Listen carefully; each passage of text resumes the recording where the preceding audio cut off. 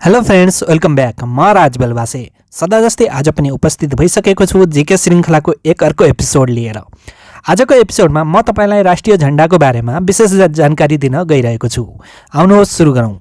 आजको जानकारी नम्बर 1 मा रहेको छ विश्वको सबैभन्दा पुरानो झण्डा डेनमार्कको हो। याद राख्नुहोला, विश्वको सबैभन्दा पुरानो झण्डा डेनमार्कको हो।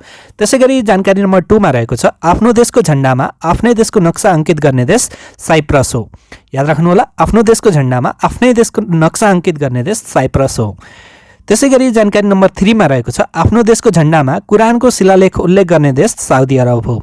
याद राख्नुहोला, आफ्नो देशको झण्डामा कुरानको शिलालेख उल्लेख गर्ने देश साउदी अरब हो। त्यसैगरी जानकारी नम्बर 4 मा रहेको छ आफ्नो देशको झण्डामा AK-47 को चिन्ह अंकित गर्ने देश मोजाम्बिक हो। याद राख्नुहोला, आफ्नो देशको झण्डामा AK-47 जो कि एक अत्याधुनिक हतियार हो उसको चिन्ह अंकित गर्ने देश मोजाम्बिक हो।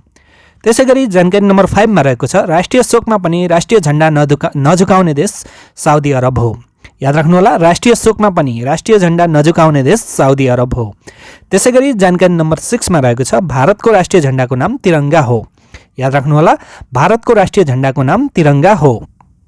त्यसैगरी जानकारी नम्बर 7 मा रहेको छ राष्ट्रिय झण्डामा सबैभन्दा कम प्रयोग भएको रङ गुलाबी हो, जो कि जम्मा 2 देशको राष्ट्रिय झण्डामा प्रयोग गरिएको छ। याद राख्नुहोला, राष्ट्रिय झण्डामा सबैभन्दा कम प्रयोग गरिएको रङ गुलाबी रङ हो, जो कि जम्मा 2 देशको राष्ट्रिय झण्डामा प्रयोग गरिएको छ। त्यसैगरी जानकारी नम्बर 8 मा रहेको छ सर्वाधिक रङ प्रयोग गरिएको राष्ट्रिय झण्डा बेलिजको हो, जसमा 12 वटा रङ प्रयोग गरिएको छ। याद राख्नुहोला, सर्वाधिक रङ प्रयोग गरिएको राष्ट्रिय झण्डा बेलिजको हो, जसमा 12 वटा रङ प्रयोग गरिएको छ। त्यसैगरी जानकारी नम्बर 9 मा रहेको छ सबैभन्दा धेरै पटक राष्ट्रिय झण्डा परिवर्तन गर्ने देश अफगानिस्तान हो। याद राख्नुहोला, सबैभन्दा धेरै पटक राष्ट्रिय झण्डा परिवर्तन गर्ने देश अफगानिस्तान हो, जो कि अहिलेको समयमा तालिबानको नामले पनि चिनिन्छ।